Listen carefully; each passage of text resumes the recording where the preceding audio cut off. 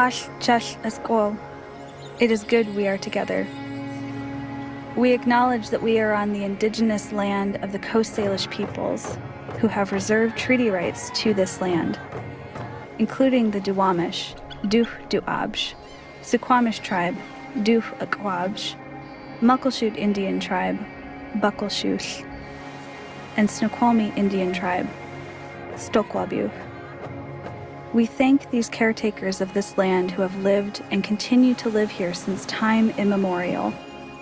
And we thank you for taking the time to know and understand the true history of this place, and to practice allyship in taking care of these shared lands. In good health. Hoi.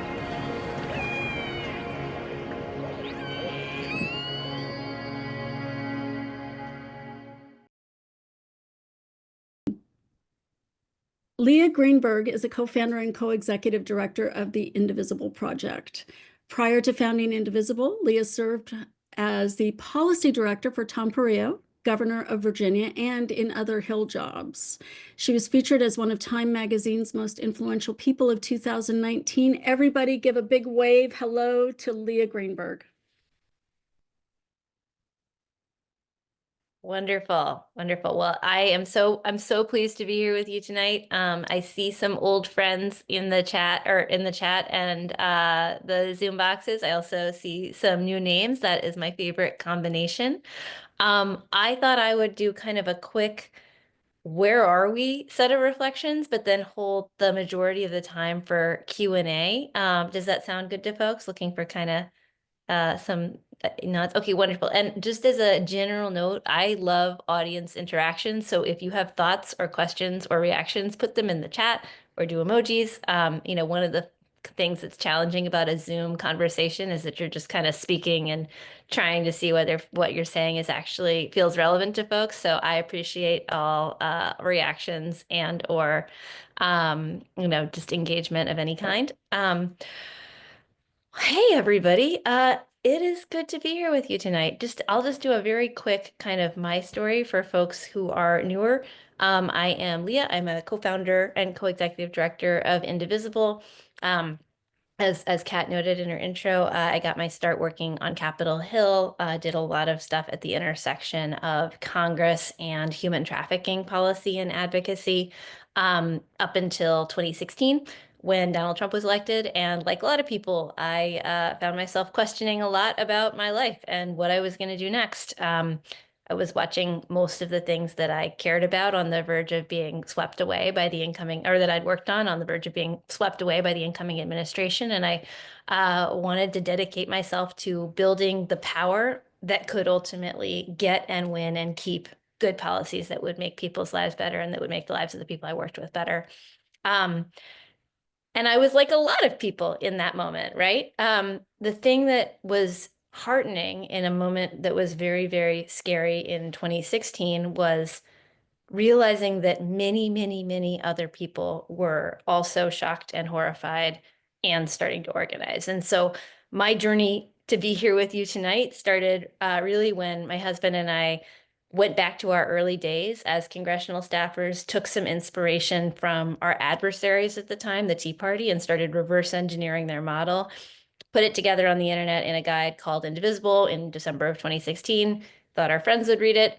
We put it out on the internet. We found that there are actually a lot more people on the internet than you might expect. And suddenly we were organizing in this whirlwind of dedicated people who, they had gotten knocked down, but they were already getting back up. They were pulling together communities. They were building power. They were figuring it out. And they collectively made Indivisible what it was. Over the next 4 years, we fought to save the Affordable Care Act. We built the biggest blue wave in American history. We impeached Donald Trump the first time. We got him out of office. We impeached him the second time. We came damn close to passing the kind of structural democracy reforms that would set us on a better path for the long term. And we fought as hard as we could to hold on in uphill conditions in 2024. And I am so incredibly sorry and frustrated that we are here again now in this kind of weird echo of 2017 moment.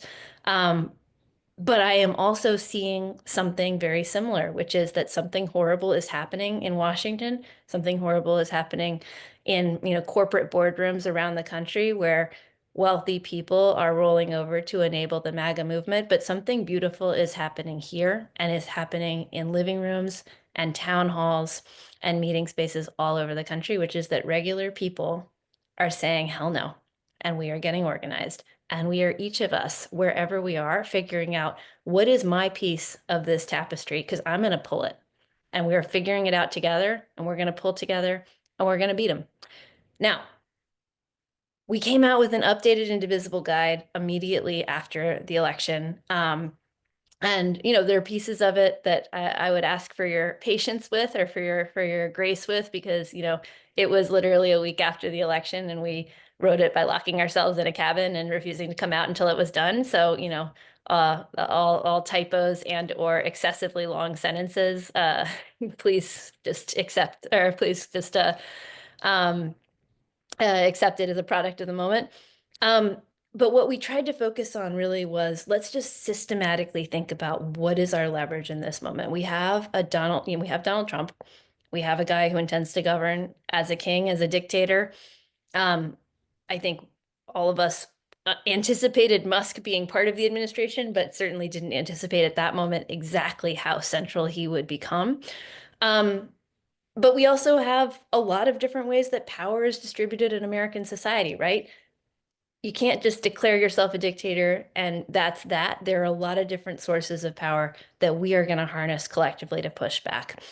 And this is a place where folks who are in blue states like Washington are incredibly important, because there are two different ways that people in blue states are actually setting the tone for what comes next. Through your federal representatives and the posture and the strategies that they adopt in Washington, you are helping to determine what is the national debate, what is the national narrative, what is the national story. You are helping to push back against the Project 2025 agenda. You're encouraging your folks to find their own leverage to save as much as we can and to exact political costs wherever we cannot stop something bad from happening. And then at the state level, you are the folks who will encourage your governors, your state legislatures, your attorney generals to be bold, to fight back, to protect your people here and all over the country, to protect policies and like good environmental and climate change policies, like labor policies, like civil rights policies, to protect the things that we care about in a moment when the federal government is coming for it all. And what we've already seen is this stuff works, right? Not all the time, not as often, frankly, as we would like it to work, but these folks are still, they are not magic. They are constrained by the laws of political gravity, just like the rest of us. Just like in 2017, we were able to harness the kind of overwhelming backlash that saved the Affordable Care Act. Just 2 weeks ago, we saw that we actually are completely capable of pushing them so hard that they have to back off. Folks may not have noticed because they backed off so quickly, but 2 weeks ago, Donald Trump tried to freeze all programs, all federal funding in the United States. And within 36 hours, the overwhelming wave of backlash forced him to back off, to say he never really meant it, to say that was a little bit of an error of an overzealous memo, et cetera, et cetera. Now, we know that that doesn't mean that he's given up on his plans, right? He has got this entire theory. He has got an entire overarching plan, which is that they're going to take control of the federal treasury. They're going to take control of payments in this country. They're going to use them in order to exacerbate and to consolidate their power. That is what Elon Musk is doing at Treasury. That is what Elon Musk is doing at the agencies. It is a systematic plan to consolidate their power and to rampage through the federal government for their own ends. They're not backing off any of this stuff, but public pressure scared them off of one angle, and public pressure can push them back again. So that is what we collectively have to do right now and for the immediate future. We got to stiffen the spines of our Democrats to push back again at the state level and at the federal level. And we gotta where we've got Republicans, we got to make them either break from Trump and Musk or pay political costs for failing to do so. And everywhere we got to stand with communities under threat, because we know that the MAGA agenda is fundamentally one of divide and conquer and one of scapegoating vulnerable people in order to create the political focus on those targets while in order to distract while they loot the government, while they deliver the tax breaks to the wealthy, while they advance the interests of their donors so that the rest of us don't even notice. So we got to do all of those things. It might feel a little overwhelming. And also, what I want you to know, what I hope you feel, because you are on a call with 440 people for the state of Washington alone, is that you are not alone. You are not alone in your own community, in your town. You are not alone in your state. There are folks who are organizing all over the country to grab our end of this tapestry and unravel it, because fundamentally, none of us is going to accept this. We deserve better. We know we deserve better. We deserve a real democracy. We deserve a place where people belong, where they are welcome, where they live with dignity and safety, and where their voices matter. We deserve that for us. We deserve it for our kids. And we're going to organize so that we have it. Now, I'm gonna pause here and I want to just kind of break for some questions. But I'll just say, I should never end with my kids, because then I start getting emotional. One thing that is different for me personally since we got elected, or since 2017, is that I've now got 2 kids, right? And I did this work before because I wanted everybody to be, I wanted justice for everyone. I do this work now because I want my kids to grow up in the right kind of world, or in the world where they'll be safe and free.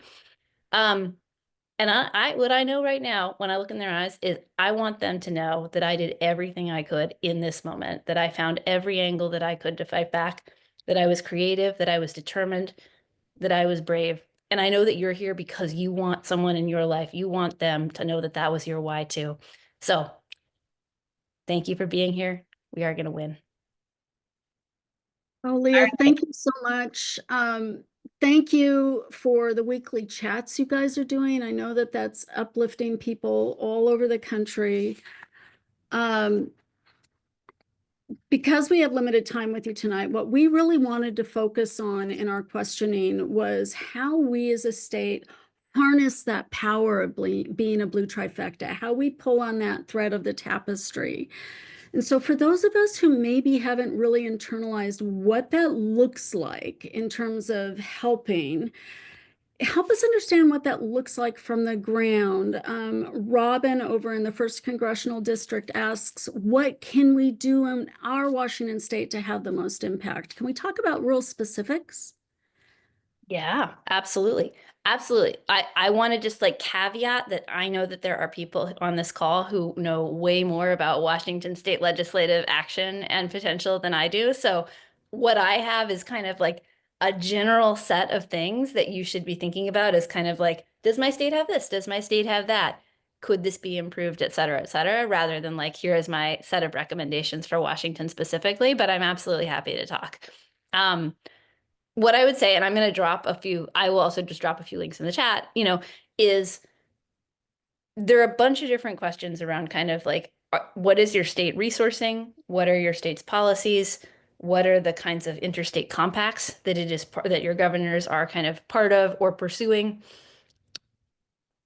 There's a long history of kind of organizing on the Republican side to sort of project state power externally. If you think about, for example, and obviously this was incredibly harmful, but if you think about one of the ways that Republicans have done this in recent years is if you think about migrant busing or immigrant busing, and immigrant flights where they were kind of directly moving immigrants into blue states and cities. That is them thinking creatively about how they project their state power and how they project, how they create a conflict for other states. That's not a thing that we normally think about, because we are good people and we do not want to hurt other people in order to achieve our political ends. But fundamentally, we should be thinking about how do we actually send the message that blue states, 1, are protecting people, 2, are better places to live, and 3, are offering things that red state residents can't get without the support and help of blue states. So I'll just run over a few things. I mean, 1 is interstate compacts and alliances, right? So these are things that can kind of step in to enforce standards where the federal government has decided not to enforce them. So we've got a lot of evidence to suggest that the federal government doesn't really intend to enforce large swaths of laws from anti-discrimination and civil rights law to, obviously they haven't quite, like Elon Musk hasn't come to EPA yet, but we could anticipate kind of significant rollbacks around environmental regulations to, different parts of employment law and labor law. So thinking about, like, are there ways in which Washington both is going to maintain or step in where there are rollbacks in federal enforcement? And then are there ways that Washington can work with other states to kind of create and maintain that same floor? Because, companies like I think it's well known that like companies will often adhere to the higher standard in a lot of places by virtue of the fact that it's simply easier to have one high standard. And so, if you have one state that's doing that, it's one thing. But if you have a bunch of blue markets that are all maintaining the same standard, that actually can create a lot of pressure for companies to maintain that standard everywhere. So, and in doing so, protect people who are not in blue states themselves. So that's interstate compacts. There's simple stuff like, does your state have a large amount of money for legal defense for your attorney general, legal defense for people within residents who are themselves being, under attack from the Trump administration? Just thinking about like literally, are you funding people to fight back if they need to? There is a bunch of stuff around kind of like, can you do race to the top legislation? So higher standards in just very general areas. Again, this is kind of the other flip side of compacts. One burgeoning area is kind of sanctuary policies for out-of-state visitors. So like protecting people who are coming from red states to access services. So thinking about reproductive health care, thinking about gender affirming care. Obviously, gender affirming care is also like directly under threat everywhere. And so are you, pushing to make sure that it is still accessible here in Washington? Some folks are, and I actually don't know whether this is the case of the Washington Attorney General, but there is ongoing legal efforts to challenge the transgender directive that Trump put out. So again, like thinking creatively about, is your Attorney General on all of the lawsuits that they should be on? Are you accessing, are you ensuring that there are sanctuary policies in place for people who are coming in? Then also the other piece that I would add is just kind of like around how much cooperation there is with federal authorities. Now, I think Washington, obviously, a lot of places are sanctuary cities, sanctuary counties, et cetera. But thinking about, as immigration enforcement continues to roll out, as they are escalating in various ways, what is the relationship of the governor, of local cities, of city councils to immigration enforcement, and how can you advocate and organize to make sure that it is not a cooperative one? That's some. I'm going to drop our like overarching safeguarding democracy blueprint for blue states in the chat just so that folks can go through. This is not intended to be comprehensive. This is intended to be like as much as we could synthesize in short order. We do have policy folks who are really happy to work with you on like what could we build out as a Washington agenda. And I know that we've been talking about like the convening fund that we're making available for folks who want to come together to think about blue state defiance agendas. So we definitely are happy to work with you if you're trying to think about like what's the aspirational vision for Washington right now. So you just short-circuited like 4 of my questions. So that's fantastic because that gives us more room for others. One thing you mentioned is that while we're in a very similar place to where we were in 2017, we're also in a different place from 2017. And one of the things I don't think you mentioned tonight, but that I've heard you mention before, is that whereas we had like 5 blue state trifectas back in 2017, we now have 15. Exactly. But that's a really different measure of power if those 15 states are able to work together. Am I right on that? Absolutely. Yes. It is a huge shift in power. And it's in great part the product of a lot of very spirited local organizing since 2017, right? Like our movement and a lot of people got activated around, many of us got activated around national politics, but folks went hard for their state legislatures, right? And Washington is one of the places that was not a trifecta in 2017 and was, relatively short order after that. So yes, it's a significant shift in power. It creates the conditions for some of this stuff around interstate compacts, for example, to have more potential legs and heft for, when it comes to like actually forcing, making companies adhere to that more broadly. One of the things that I think many of us are wondering, and this might be part of that building out of the agenda that you just alluded to, that I think we can all do some more work on. So stay tuned, everybody. We'll be back. Is it possible in this posture to go on offense? Are there areas where we go on offense, or are we stuck in defense for the foreseeable future? Yeah. I guess what I would say there is I think that there is a interesting set of potential questions around which fights your governor and attorney general pick with the federal government, right? We have a lot of evidence to suggest that Donald Trump intends to use the power of the purse to try to compel compliance. And we've heard various versions of that in relation to states, right? That they'll try and, say, oh, well, you're not going to be able to get federal funds if you don't do X, or you're not going to be able to get federal funds if you don't do Y, or we're not going to, we're holding your disaster relief hostage in exchange for X and Y. And so I think a very important place is going to be as governors face versions of this threat, do they have activated people behind them saying in each of the states where this is happening, right? Because this is usually not going to be one on its own. Do they have activated people behind them who are going to have their backs if they decline, if they like refuse to give in to what is fundamentally just schoolyard bullying? And why that is important is because it won't stop if they, why that is important is, one, because we need a lot of people collectively to say no rather than kind of for them to come for each of us individually. And two, we have every reason to believe that if we set the precedent of like allowing federal funds to be threatened in exchange for policy compliance, it will not stop with, one threat or two threats. It will be the mechanism by which they make the rest of the country MAGA land. Right, right. I will mention that Washington is extremely fortunate in that we have had for 12 years a very aggressive and progressive attorney general who is now the governor, replaced by an equally progressive attorney general who is actually the lead attorney on the multi-state suit against the trans bans.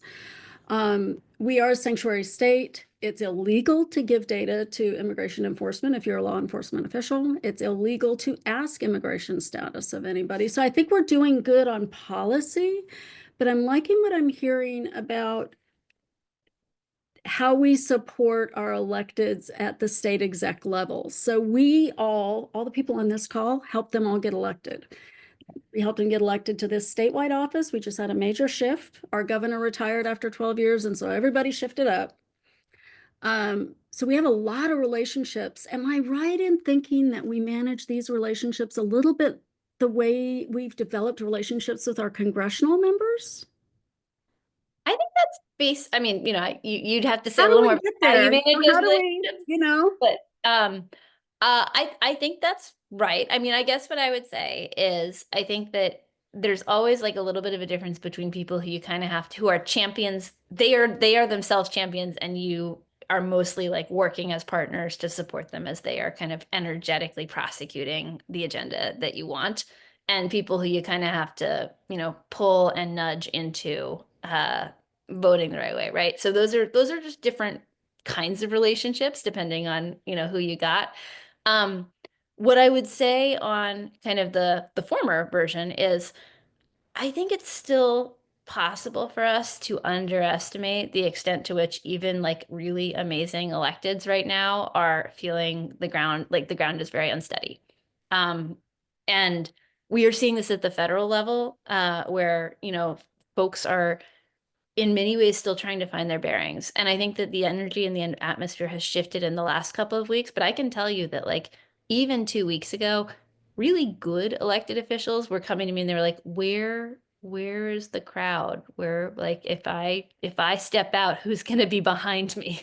And so I think that there is just a very important piece of this that's actually kind of demonstrating your own strength and your own capacity to have their backs when they are taking new things on. And you're not going to know all this stuff in advance, right? Like you're not going to necessarily you don't have visibility into like the governor's decision-making process for like the day, you can't necessarily proactively say, oh, we know these are the things that are ahead of you, and here's how we want you to go on each of these individual things. What you can do is kind of organize collectively in a way that makes them feel like they're on really strong ground as they are making those decisions that you're not always going to have biz on.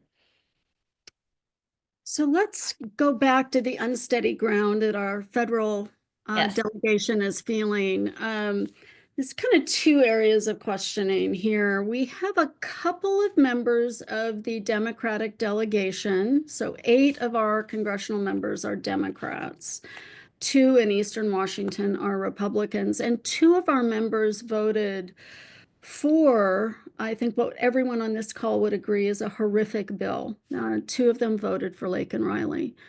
And we're all really frustrated because we're not getting answers as to why. So how do we, I'm thinking what I'm hearing you say is that there's room for applying pressure to help them understand that the cost of complicity is greater than the cost of doing the right thing. Do we still have those tools with those folks? Or are they just freaking out and going to do whatever it takes to go along and get along in Washington right now? Yeah.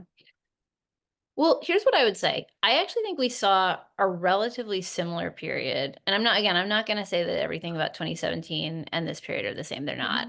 And also, a part of the reason why we wrote the Indivisible Guide in the first place in 2016 was because we were seeing Democrats who were responding to the loss by doing everything they could to like run for cover. Like part of the thing that motivated us was that in November, shortly after the election, Chuck Schumer gave a quote talking about, the need to work together on infrastructure on the same day that Donald Trump was talking about internment camps, right? And we were like, this is just completely, these anyways. And so, which is all just to say that it is absolutely the case that 2 months later, that was not how Chuck Schumer was talking. And that was a product of a bunch of people across New York organizing. It was the product of a bunch of people organizing and pushing different members of his caucus. And so I think that there is absolutely room for both pushing your elected officials and also engaging with them directly. Again, some of it depends on the relationships you've built. If you've got a good long-term relationship with some of these people, you don't necessarily escalate straight. Like you start with kind of just, we're disappointed. We want to have a meeting to talk about this. We want to, make sure that you understand the full implications of what's happening here. And we want to engage with you on future immigration legislation because once again, when Republicans get away with something like this, and for folks who are not familiar with the full content of Lake and Riley, it started as a Republican messaging bill. And immediately after the election, they kind of brought it, or shortly after the election, they brought it back up. It's still functionally a messaging bill, which is to say that it was never really designed to be law. And it's both horrific and unworkable as a result. So in this situation, like I think there's some set of Democrats who said, I'm going to vote for this so that I don't look weak on immigration. I'm going to take it off the table for myself. That's not how any of this works. They're going to keep bringing up additional legislation. They're going to keep trying to jam you. When they see a weakness, when they see a vulnerability, they come back to it, right? And so I think pushing people to really think about, is this the place where you're going to give way and then you're going to keep giving way and you're going to turn around and you don't have people behind you who are inspired to fight for you anymore? Or can we come to a place where we're actually here with you and we're fighting behind you? I think that there's, like we always are going to try and build these relationships with electeds that are part trust and support and part accountability. That's why we are indivisible, right? Like we're committed to holding people accountable to our values, and then we're also committed to fighting the fascists when it comes to a general election. So it's always a balance, and also I definitely think that there is room for direct engagement and accountability when it comes to these votes right now. Would you say that that holds true in the Senate as well? Our 2 senators, particularly Senator Murray, just really put it all on the line in trying to block Russ vote. And we are so grateful that she literally stayed up with other Democrats all night long, holding the floor, trying to work against that. Maria Calmo also spoke. for which we're also grateful. Yeah. How do we get them to move past business as usual? Yeah. And we're coming to the end of the CR. How do we get them to move past business as usual and really hold that line, be that invigorated on other big issues? Yeah. Well, so the good news is I think we're getting farther with folks. Even just in the last couple of weeks, we've seen a lot of Democrats kind of move out of their defensive crouch and a little bit get a little more aggressive. The Rust vote talkathon is a great example of that process, and we're now hearing that they're going to do the same thing for, I believe, Tulsi Gabbard's confirmation shortly.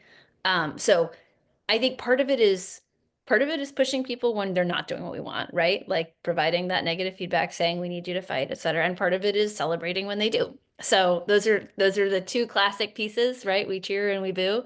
I think that over the last couple of weeks, we have been trying to move Democrats via both of those pieces. We've been trying to make sure that they understand that if they are behaving like it's business as usual, we are going to be displeased. And we've also been trying to be clear, this isn't because we don't like you. We will be here for you if you are brave. And both of those pieces I think are really important. Electeds are human beings and they are swayed by surprising environmental influences. Part of the reason why we did a big DC rally last week, it's not just because we enjoy DC rallies, although who doesn't, but it was also so that like a lot of elected officials would literally see a crowd of thousands of people chanting with them so that they could then be braver on the other end. And so I do think that a piece of this is just demonstrating to them how active you are, how engaged you are, how many people you have behind you as you make that ask. Whether that's, the Zoom town hall that's got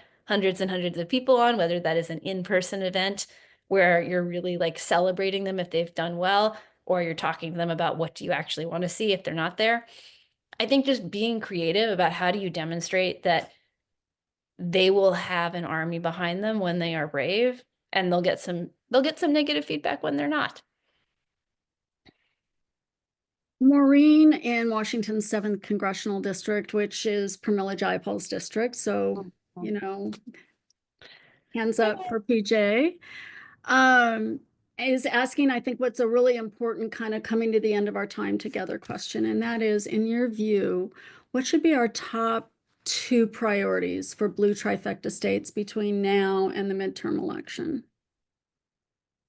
Top 2 that is a good question, and I've got to tell you, I really believe that these have to be questions that you all work together on, because fundamentally, what I would say is the best 2 things are the things that this network collectively can throw in on to get across the finish line. Whether that is going to be a piece of legislation or whether that is going to be something like, how is our state comptroller investing our pension fund, like investing our money?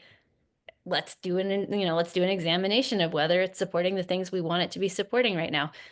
I can't tell you that, because I do think that the biggest question is going to be y'all examining, here are the places where we think we might have some leverage. Here are the places where we think we might be able to make Washingtonians' lives better. Here are the places where we think we might be able to protect something important for people around the country, and coming together and making that agreement to really push it collectively. There's just an enormous amount of power on this call if you're able to, align. And I know that folks I know there is a legislative working group. So like, I know you're in good hands here, but just like a big part of this is just aligning on a set of priorities and then building out the campaign plans to support it. Well, luckily, we preserved a lot of time after our time with you tonight to kind of start workshopping some of the messages that you're leaving us with tonight. Last thing that we have as a prepared question is, let me get my notes back up here. So the blueprint for blue states, point number 7 is very important for blue trifecta states. We're thinking it might have more power if the blue states are able to work together on that to have a national conversation, figure out what works, how we learn from each other. There is a rural raucous caucus. Any thoughts to maybe creating something like the, I don't know, tremendous trifecta caucus or anything along those lines? Oh, interesting. That is a really interesting question.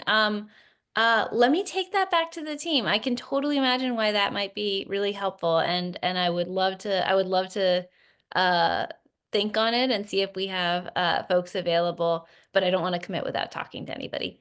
That's great. We have 3 minutes of your evening still that we can soak up here. Do you have any closing comments or anything that we didn't ask you that you'd like us to know? I just want to appreciate everyone here. I think that I think a lot of folks who are part of this movement understand these pieces, but I just have to say out loud, we are in a period of time where one of the greatest tools, one of the greatest advantages of the fascist movement is to make us feel like we are alone, like we don't have power, like there's nothing we can do.